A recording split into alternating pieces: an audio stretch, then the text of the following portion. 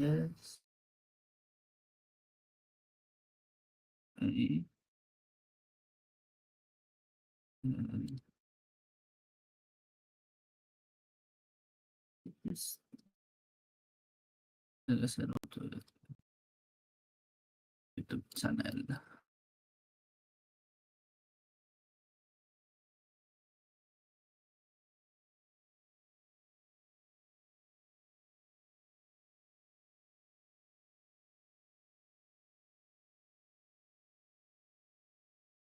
It's fine.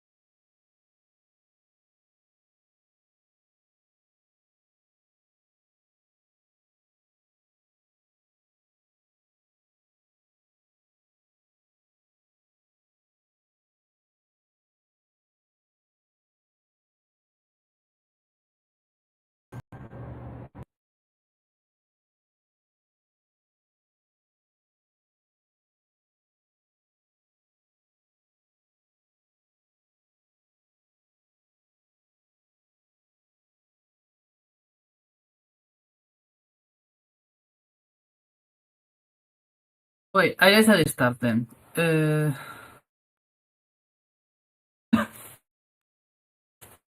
Recording is working. Yes. Okay. So the paper for this week is differential learning kinetics govern the transition from memorization to generalization during context learning. Apparently, book says this is a sequel to another paper with Domino Preview Reading Group, but I honestly don't remember. And if someone remembers that, maybe they can link it somewhere or talk about it later. Uh, I'm going to go through the paper. Like, I don't have as much practice as Cook doing this, but I'll try. And feel free to just stop me and say something or ask some question during the yeah, when I'm doing that. I haven't read this paper before. I just picked it because it was high on the list of reviews for I clear that book did. And yeah, I just going to leave it now. I started by just reading the abstract outline, I guess. Transformers exhibit in contest learning, the ability to refer to use normal information presented in context without additional weight or dates. Yeah, we know all about that. Recent work shows that in contest learning emerges when models are trained on a sufficiently diverse set of tasks, and the transition from memorization to generalization is sharp with increasing the task diversity. Uh-huh. Uh, One interpretation is that a network's limited capacity to memorize favors generalization. Here we examine the mechanistic underpinnings of this transition using a small transformer applied to a syntactic context learning task. Okay. Using theory and experiment, we showed that the sub-circuits that memorize and generalize can be viewed as largely independent. The relative rates at which the sub-circuits learn explain the transition from memorization to generalization, rather than capacity constraints.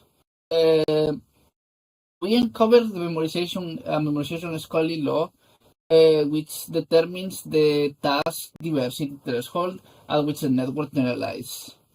The theory quantitatively explains a variety of other in-context learning related phenomena, including the long-tail distribution of when in-context learning is acquired, the bimodal behavior of solutions close to the task diversity threshold, the influence of contextual and data distributions taken in consideration, and the transient nature of in-context learning. Okay. So that makes sense, I guess. So they have some toy model, and you get some theory about how interested learning happens that they test on that toy model, basically. Oh, I think someone wrote something in the chat. I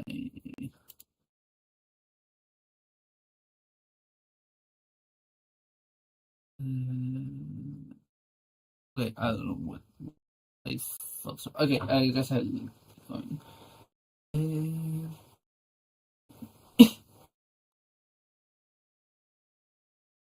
Yeah, so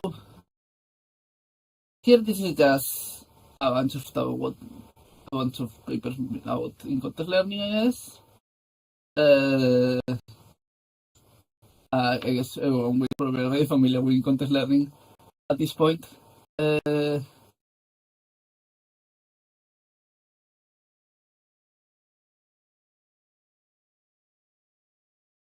Yeah, this is just a big list of papers.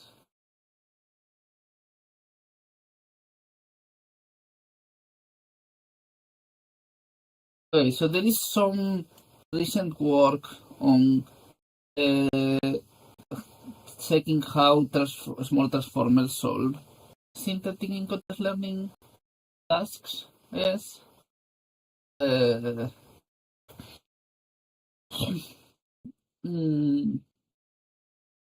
highlight two notable aspects of in-context learning phenomenology relevant to current work.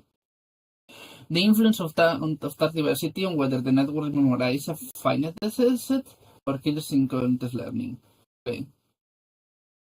And how in-context learning is carried and also in time. Okay, yeah. So they mostly want to look at how how the network memorize versus learns to do in context learning. Okay. There's data distributional properties influence between the network queries in context learners or coders that response to queries sent to in context weights. Following previous work, we refer to such memorization and in weights learning. Okay. And yeah, they care about this in weights learning versus in context learning. A curious feature of transistors that solutions close to task diversity threshold are bimodal. That is, across different and random number sets, solutions either show in context learning or requires in context learning requires in context learning by immediate solutions. I like it. That's interesting. Okay, so basically there is some task diversity threshold where like if you have more task diversity, which I guess is how much the tasks are different, but I don't know how they measure that sadly. You at some point have the model learns to do in context learning, but if you and before that it doesn't. But there is some if you are near the threshold, you get you get solutions randomly, like you get either in context learning or not randomly, but you don't get some weird mix of both things. Okay. Second, in context learning is often implemented by multi-layer computations involving nonlinear attention on heads and MLPs.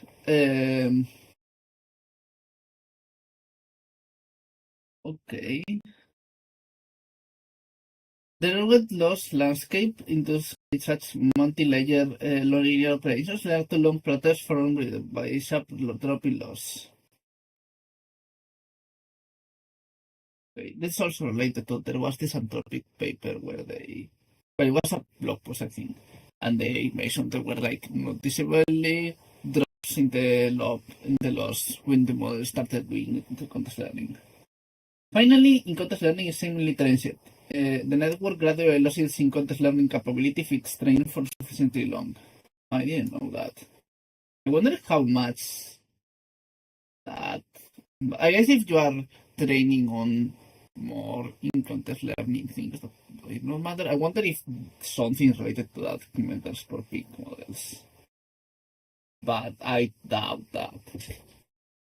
It isn't clear if what leads to the transition from in-context learning to in-context learning to in-context learning with increasing international diversity. The loss is minimized when finity trains in data set is perfectly memorized. That's a naive hypothesis, It will suggest that as a task scarcity diversity increases, the network limits capacity to memorize favors the in-context learning solutions. I mean, I also normally you also have like some inductive bias on the form of having regularization, and I would guess that will favor the in-context learning too. And I doubt that if you make the it's not the case that if you make the public speakers they stop doing contest learning because they. I mean, maybe you are also increasing the number of tags. I don't know. Our goal is to test the hypothesis by deriving a precise quantitative description of the transition, and thus we set out to identify a minimal setting that captures the phenomenon. Okay. Okay, so contribution online. We first identify one layer transformer model trying to uh, train on a context classification task that recapitulates the threshold transition from memorization to generalization. Despite simplicity, the one layer model displays a surprisingly rich phenomenology, including abrupt in-context learning dynamics, transition, and bimodal solutions close to the task diversity threshold. Okay. Next, we derive an analytical framework that quantitatively characterizes in-context learning acquisition and its competition with learning. We show that transition from one thing to another from a network is governed by dynamical competition between memorization and organization. Okay. However, whether the memory's capacity constraints or rate determines depends on the network architecture and whether derive a quantitative measure to determine which of these constraints apply. Yeah, that's nice. We'll look into that, I guess. The theory predicts that the number of iterations before in-context learning is exponentially sensitive to the initial parameters, which in turn spares the bimodal behavior of those solutions close to the task diversity threshold.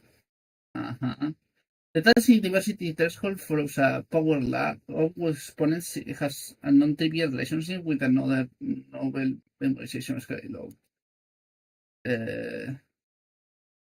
Okay.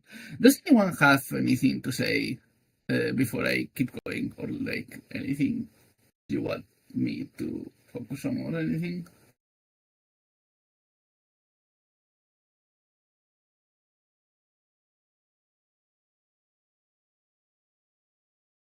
Okay, I'll guess the answer is no, giving everyone silent. So task formulation. Okay, so let's see what the task is. Wrote something on the chat.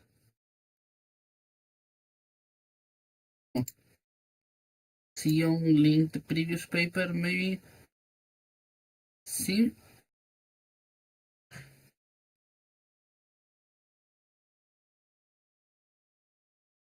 Maybe?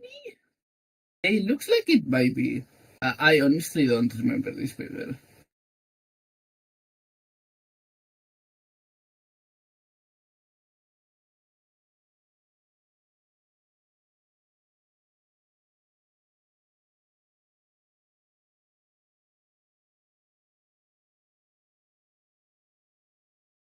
Yeah, it probably is. Yeah, I just I don't know if I was on this reading group, and I don't exactly remember it.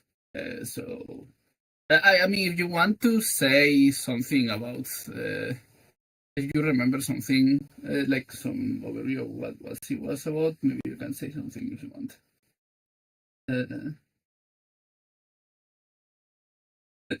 Okay, makes sense. Yeah. I guess I was going to keep reading the new one and assume they wrote in a way that doesn't require reading the previous paper. And maybe later I can take a look at this and see what it was. But first, what was this even about? This one has shown the specific distributions in the language that was strange.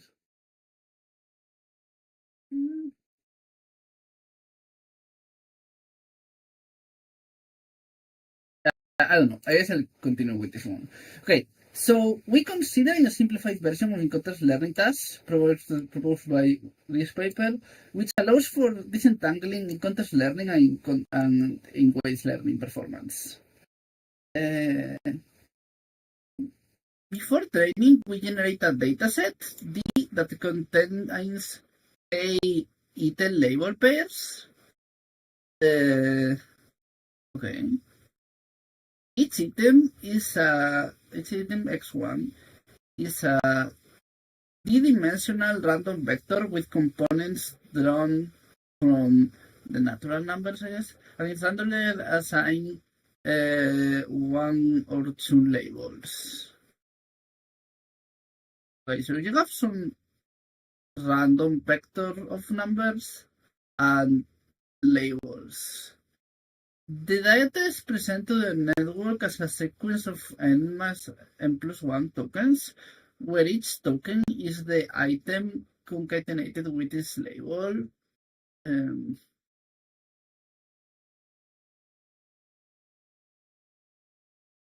Sequence of tokens, where each token is the item, so like the random vector of numbers concatenated with its label.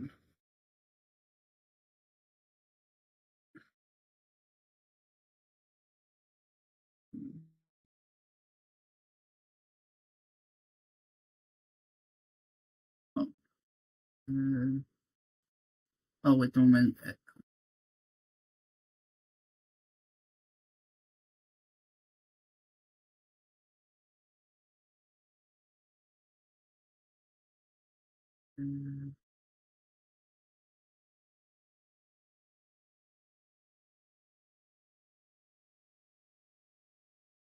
Oh, I think the recording is not working, maybe.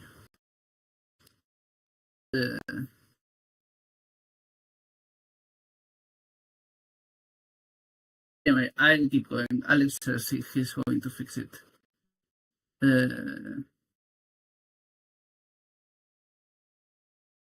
Yeah. Anyway, where was I? Okay, so they have this data set. So it's a bunch of vectors. So it's a bunch of vectors and labels. And the labels are just some, yeah, the labels one, like -1 or +1. So it's a Boolean thing. And yeah, they have a sequence of tokens, which is the concatenation of the label with the vector. And the final target consists of only one item, and its label component is 0. So, okay, the neighbor is trying to correctly predict the label of the last item. Okay, I assume they just like repeat labels and they just I'll keep doing it, but I assume they just that they repeat labels and the model just has to learn to copy paste the label answer from the previous example. Node architecture. The input is a normalized user layer node, then fed to networks, which consists to a one-layer attention network followed by a three-layer MLP.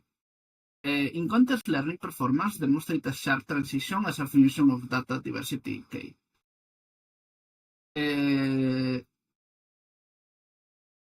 Where I assume, okay, further at the transition threshold, K equals whatever, yeah, that number. We observe in modality where the model either memorize or generalize.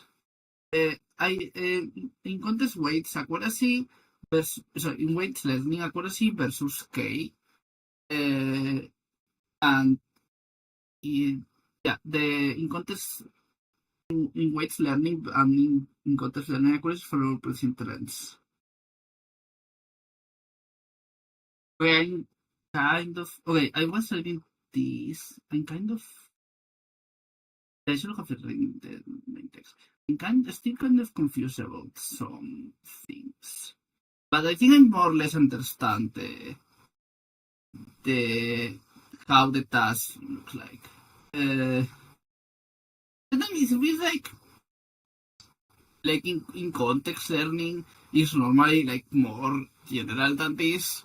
Like here it seems like the in context learning that's happening here is mostly just learn to reuse labels, and it's probably explained by something like the into conference that found out their old famous paper slash blog post. And like there is more complicated versions of in-context learning, and I wonder if that's like how much this kind of toy model thing generalizes. But yeah, let's see. Uh, mission. Okay, the first 20% of network sequence from tokens. The target token is going to inform me right and items in the context, so that there is an exemplar always present in the context. Yeah, it's just copying the example. Then we start to create the library. Also use a binary dropping loss. The log on the number of item label policies is varied. The lemur can either memorize its label item or learn to use the example within context. Okay. To measure in context learning, we construct a dataset consisting of novel item label pairs. The number of questions on samples from the test. This is labels described procedure. To memory in ways learning, we evaluate the network on sequences sampled from T, except that the target has no corresponding sample in the sequences. Okay, that seems like a cool experimental setup. So basically, if the model can like write an answer for an example without having seen it in context, it's just memorizing them, and if the model can learn that if the model learns instead to copy things that it hasn't seen, then it's just learn to do in context learning. I think that's a pretty cool setup that may be interesting, like in other, like for doing other papers and doing other research with, because it seems like a nice, clean way of separating, like, of testing memorization versus like actually learning the thing, the generalization separately, in that you can you get like normally two things are mixing, but you don't know how much you can try to disentangle how much the model is better at generalizing by using examples you haven't seen. But I think the nice thing about this setup is that there is a way of checking how good the model is at memorizing separately for that.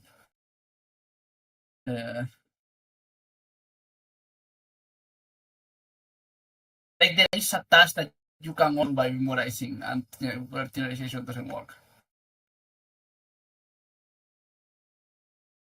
Anyway, does anyone has any comment or anything, or should I just keep going?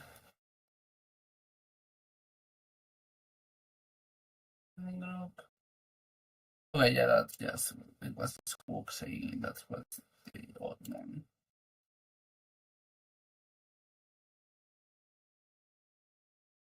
I wonder if the okay, seems the recording is fixed anyway.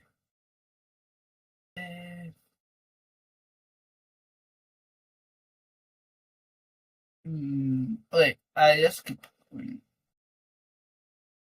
Let's see results. Also, okay, can we figure anything out about these images? So this is just examples, and we have in context learning accuracy, and K is the number of labels. And at some number of labels, you get some shark transition from doing not doing context learning to doing context learning. Yeah, which is pretty interesting. And the in weight learning is the opposite.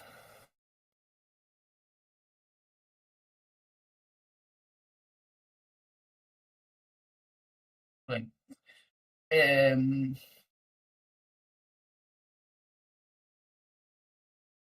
Many iterations. Yeah. So they get this thing.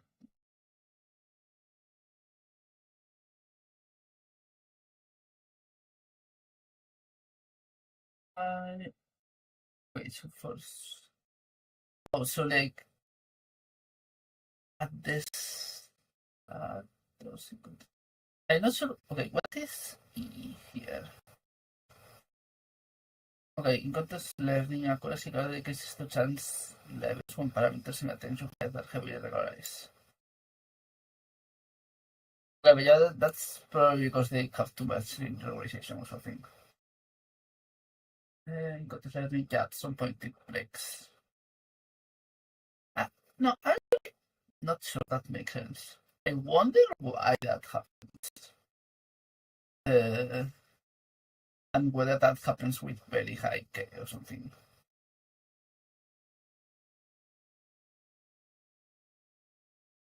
Okay, let's go to results and see. So, given a one layer attention based network followed by a multi-layer percentrum, and given tokens, they apply the layer norm, and they get the layer norm, the tokens. But yeah, they explained the model.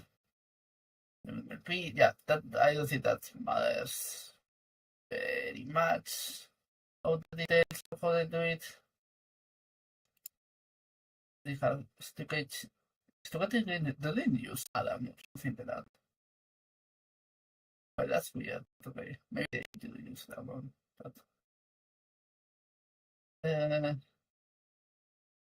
But size of 128, okay, it's kind of small, I think. I don't know.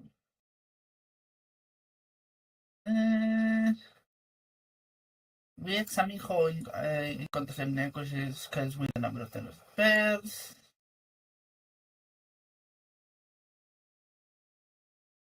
Let's just, I guess this is just mostly a question of just looking at the figures here. Yeah, it's mostly the same thing. The model learns to memorize, and at some point where k is bigger than some amount, with where k is the number of like the number of examples, it just quickly switches to the other to the writing grades into the context learning.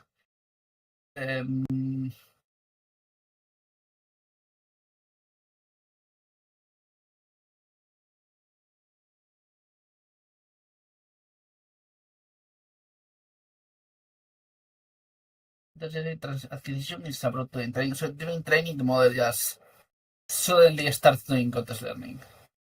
In context learning extension, what W is exclusively regularized. I'm not sure what this means.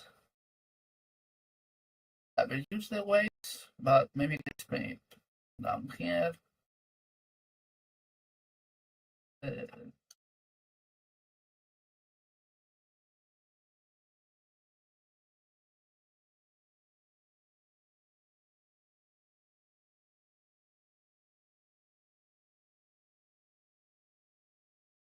Wait, let's see if there's anything here, I guess.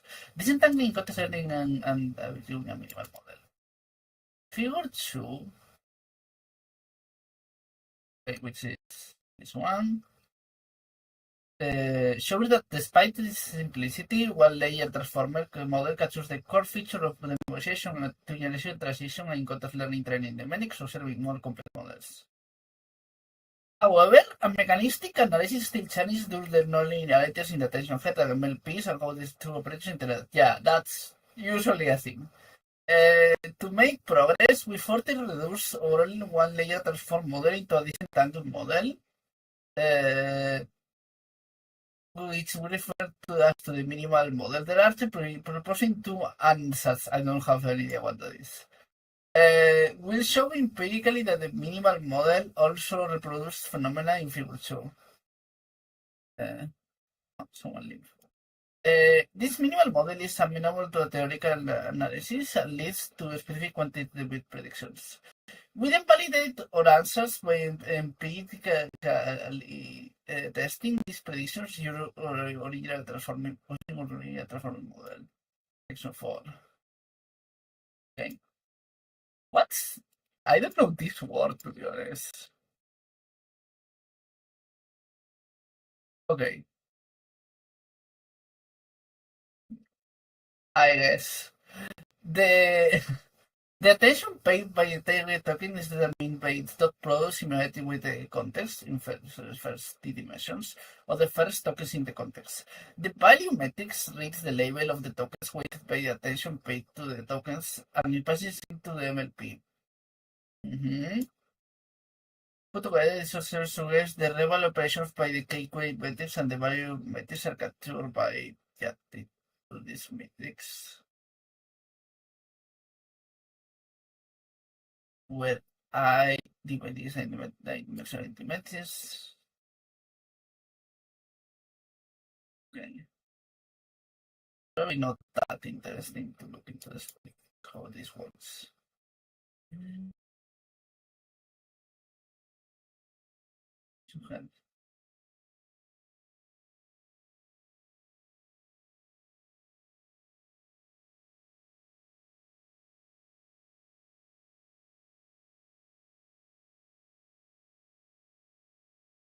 I guess I'll go to the in summary part.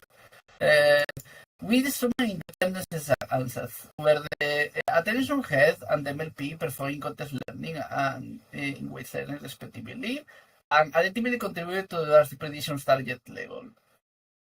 Okay, so the attention head does in context learning and the MLP does in weight learning is their idea, and we assume that the majority of the context learning dynamics is characterized by reducing the Q, K, and P matrices to two order parameters, P and what I don't know what this letter is called, but yeah, fancy B, I guess. It's probably like beta, maybe, I don't know, and W. The strengths of the relevant attention operations determine context learning conclusions of circles answers. Okay.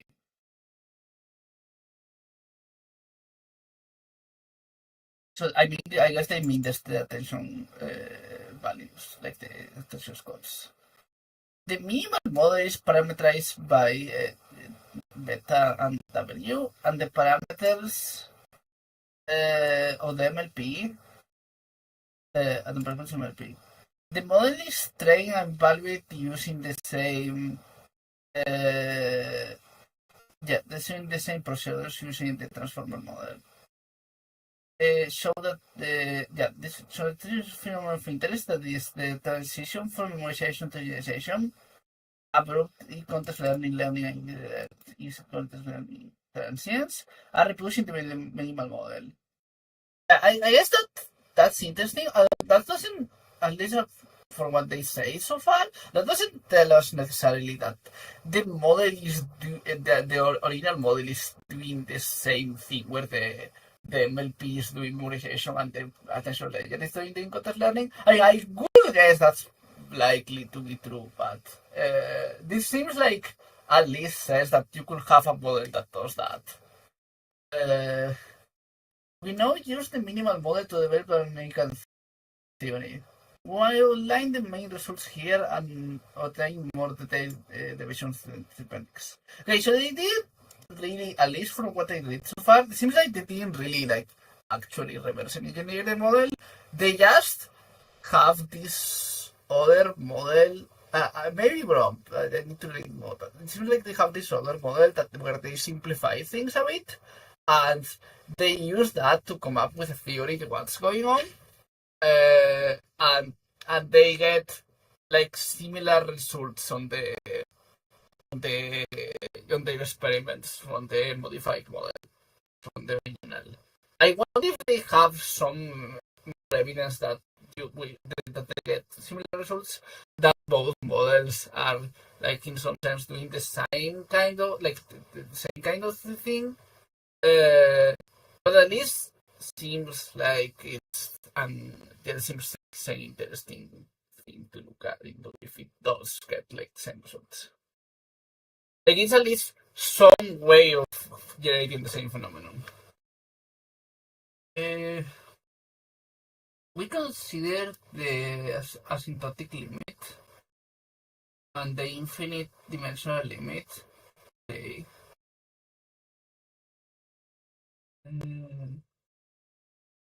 So they going to summarize this. They do a bunch of math.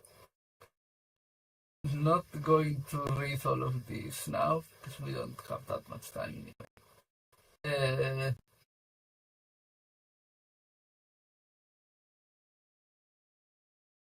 Nada plus aveis de contenido que costuma saber esto de super slides.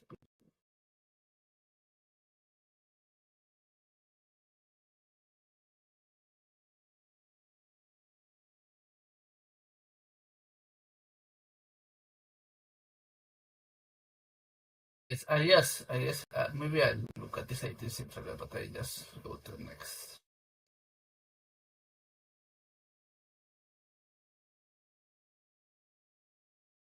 Uh-huh.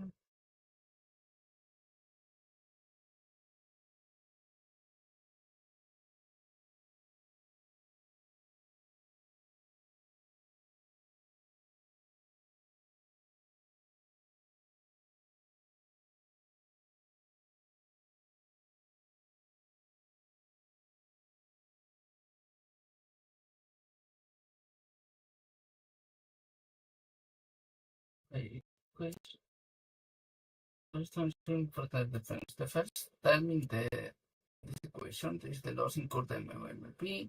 It does not include.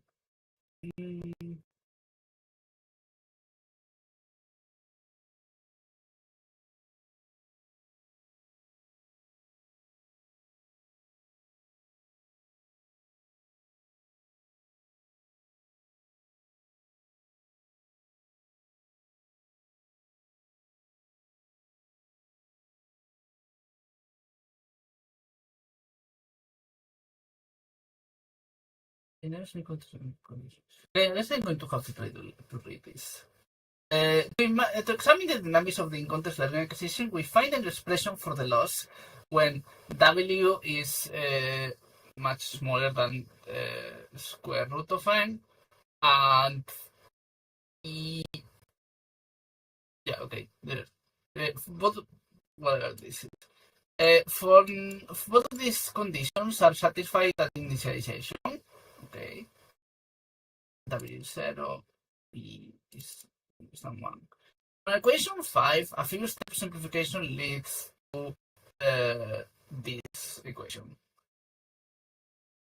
Yeah, here we use the expression of functions. Is the division where we use the concept from intentional culture. Okay. The equation allows us to make important inferences. The first term in the equation 6, in the equation in the figure 6, is the loss incurred by the MLP. It does not involve WB, and it does not affect in-context learning dynamics. Since the second term in the equation is a small initialization, the rate of which the MLP memorizes is not affected by the in-context learning. In-context learning, okay. That is, in which learning what proceeds without any competition from in-context learning until in-context learning is acquired. It happens abruptly.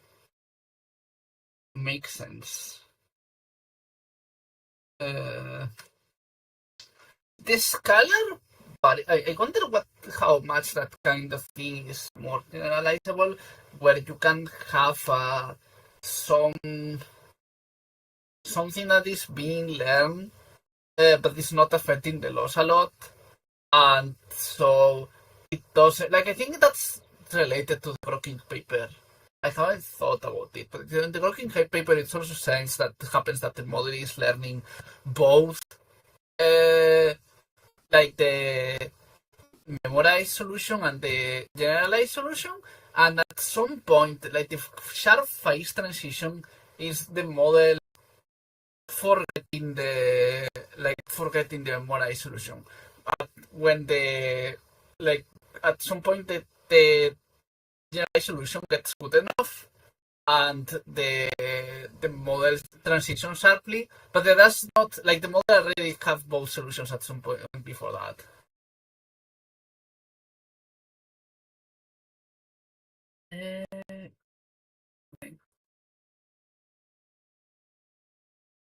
Weight learners influence. The scalar variables C1 and C2 depend on P, and that's depend on time since time event. Yeah, I'm not completely following all the math, to be honest. And that's depend on the evolution is in general depends on the multiple factors, including LP architecture, initiation scheme, and the number of tasks to be memorized. Importantly, in which learning influences in context learning acquisition only through C1 and C2, in which in turn depend only on how the MLP memorizes class labels. We proceed to with our analysis by retaining C1 and C2 as yet to be determined MLP specific dynamical order parameters, keeping in mind that the dependence on T and K will play an important role on analysis for below. Uh-huh.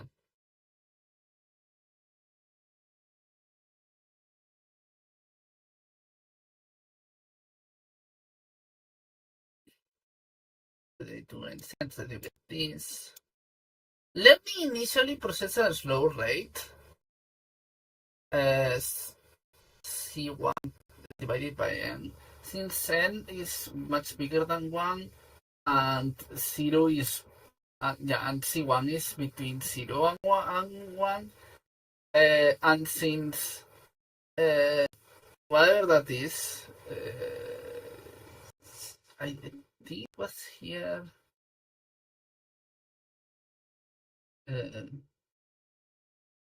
Yeah, I'm getting kind of lost on the notation, but no.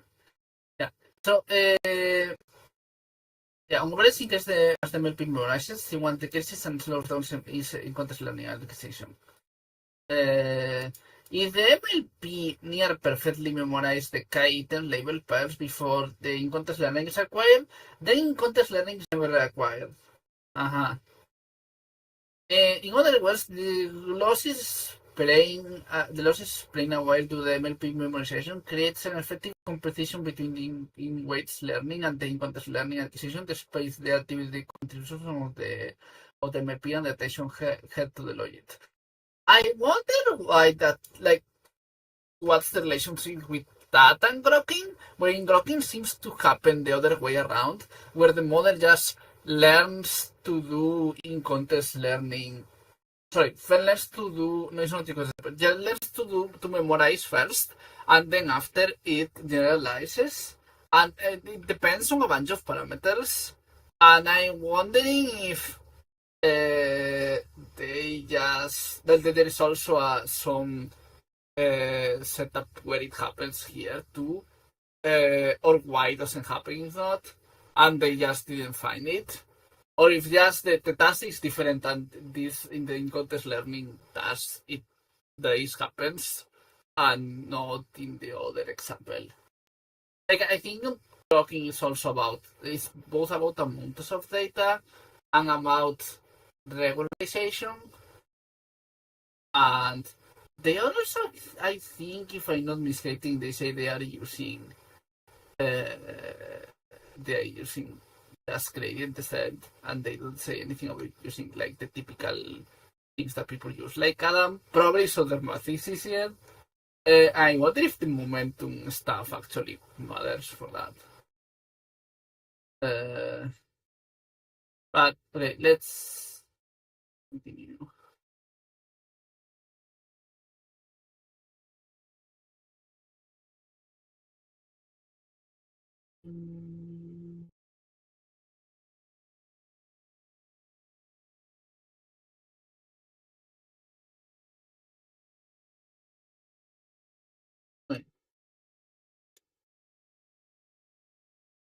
Wait, wait, wait.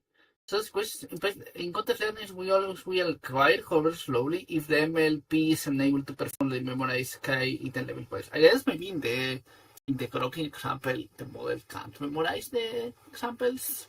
Like in realistic examples, there is like so much things to memorize. But that's still weird because it's not the case that, well, I guess, yeah, you could see the amount of data you require versus the, like, it just means you can memorize it. I don't know.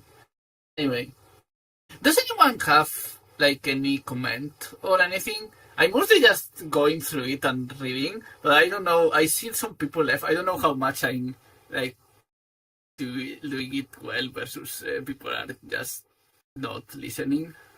I guess I have a comment with regard to the grokking thing.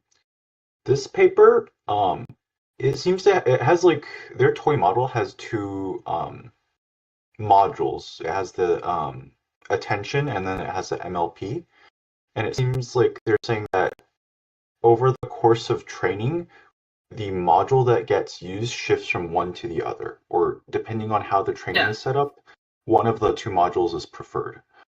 And do they have they do have like they do have a normal model where they didn't separate that and they get like similar results on the how much it learns in context learning or whatever.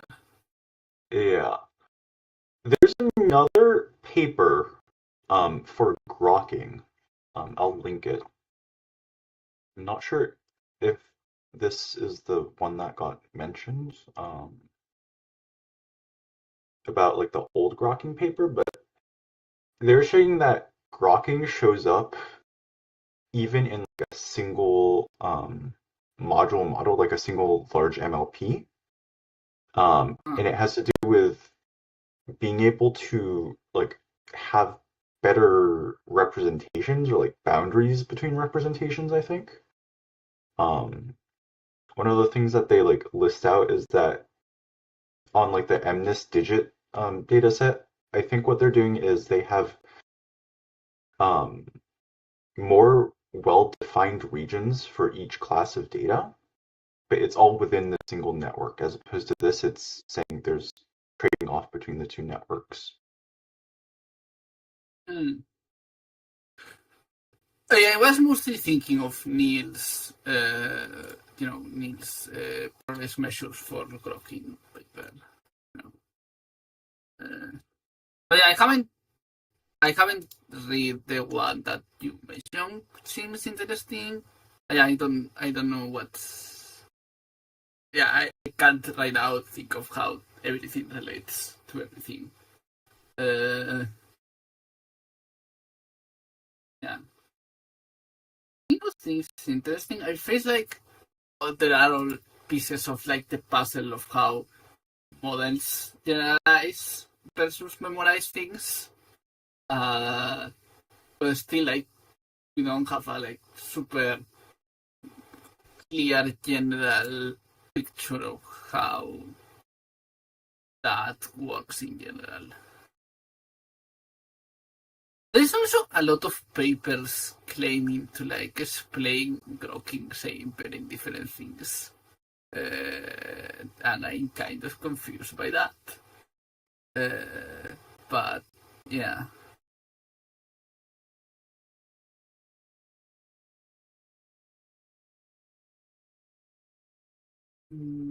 Wait, thanks for say mentioning that. I guess I'll finish saying it, and maybe after I'll take a look at this and then maybe go to the conclusions or something because we are running out of time. Wait, I just don't remember the number of iterations of text required in context learning.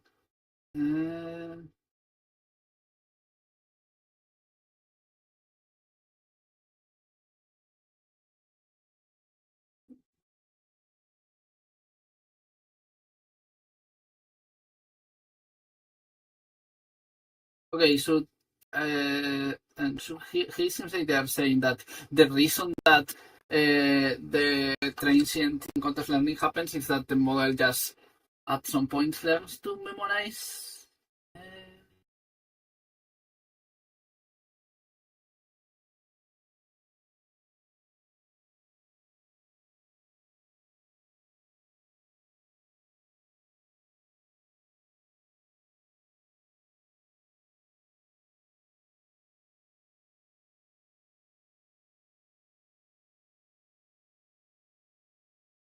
Okay. The tendencies happens when they apply regularization only on the in context learning and not on the MLP.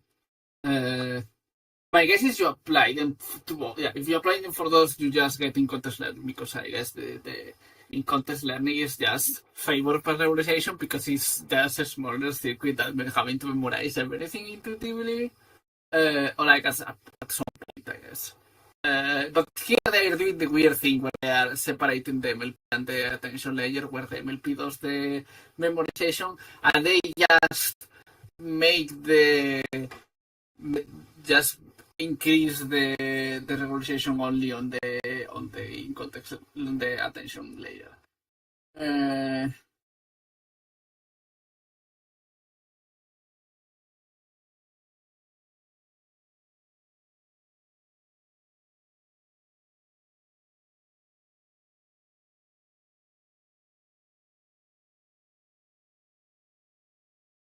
Yeah, there's a lot of stuff.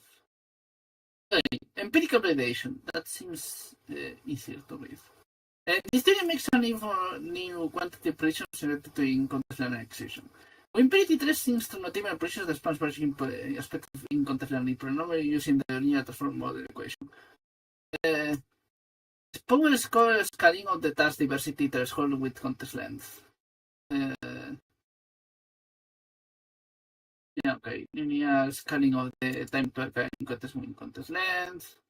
Other solution transition, the distribution and temporary context learning.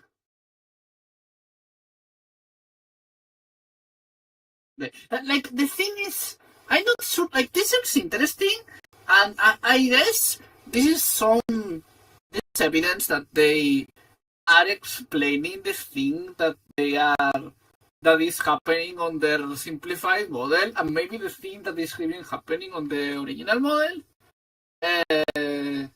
But I'm not sure how much that tells us about in context learning in general versus only on this specific thing where you are the model just learns to do basically an induction head probably with where you copy the previous example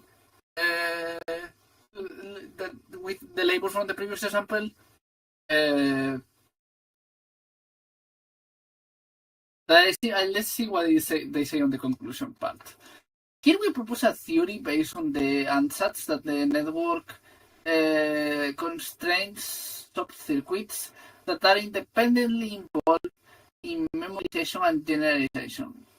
A trade-off arises simply because the rate of which one subcircuit is optimized depends on how much loss is already explained by the other subcircuit.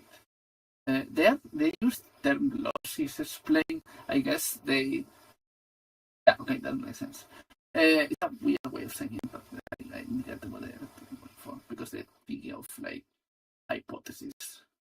Building on this theory, we show that the transition from memorization to generalization in our model is determined by the relative rates at which these subcircuits memorize and generalize. However, the theory does not rule out the possibility that capacity constraints play a role in other scenarios. These are such that's also like related to how to the grokking, to the other grokking paper where they are also like the Neil Landau one. I mean, I don't know about the paper that was linked recently. That the other person that talked before we linked, but about how that's. It's not about the model just not being able to memorize. Like at some, with speaking of number of examples, it probably is. But and before that, you have the model just preferring the memories, the in context learning to memorizing and everything. Or like it's about how the rates of how it learns one thing or another. How fast it learns one thing or another.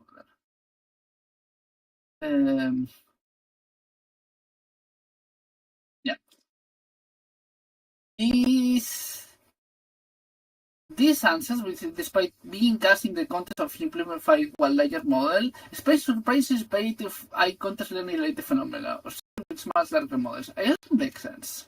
Yeah, that I don't know if it really explains, but this is interesting that it could be the case that the bigger models that it's like some analogous thing in more complicated samples. This includes the long-tail distribution when in context learning is acquired, an NLP memorization scaling law, the bimolarity of solution at the task diversity threshold, the transient nature of in-context learning, among other novel quantitative relations of orthogonal interface.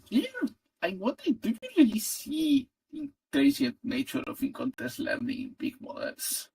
Maybe you do. I don't know the relevant literature.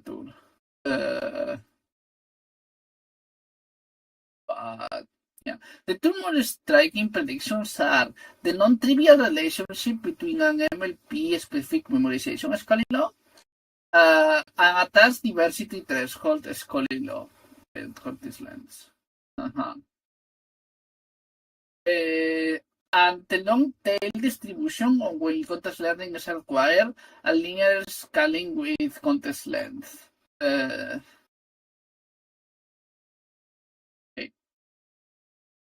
And linear scaling with context length. Both of these predictions have been validated in experiments. Yeah, but they have been validated in the experiments with a very small model that does latent to the task. Our results offer some hope of seemingly intractable phenomena observed in large models can be reproduced and analyzed using simple tractable models through careful experimental design. However, further work is necessary to examine to what extent the insights provided by small models remain valid for language models that pressure can make subsequence and formulate these tasks. Yeah, I feel like, I don't know, this paper doesn't do a lot of actually. Maybe they're doing a future paper, but it seems like to be more interesting, they will need to do something where they actually look at the bigger models and try to see if they can show anything not trivial directly about the bigger models from this. Here it seems that they are mostly saying things about the small model and basically implying that there are some other papers where people found similar things on bigger phenomena on bigger models, like these things. But here they mostly just checked on their toy model that the toy model fit the hypothesis of how this works. And I mean, their math is going to become much more complicated for the bigger models because they are using a lot of simplifications for the small model. But yeah, I guess that's it. I kind of skip a bunch of things here I don't know how much is worth trying to read all of this. Uh, like going through the map seems like it's going to take a while, and we already been 1 hour. So I guess I let people tell me if someone wants to say something or they want me to go back to some previous section, and otherwise we can leave it here.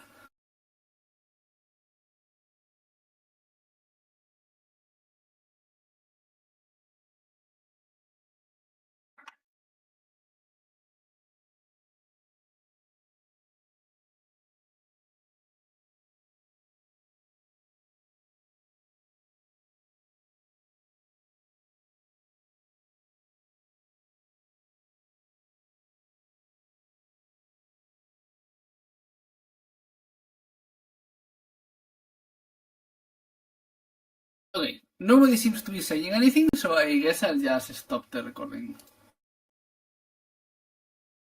Oh, I don't.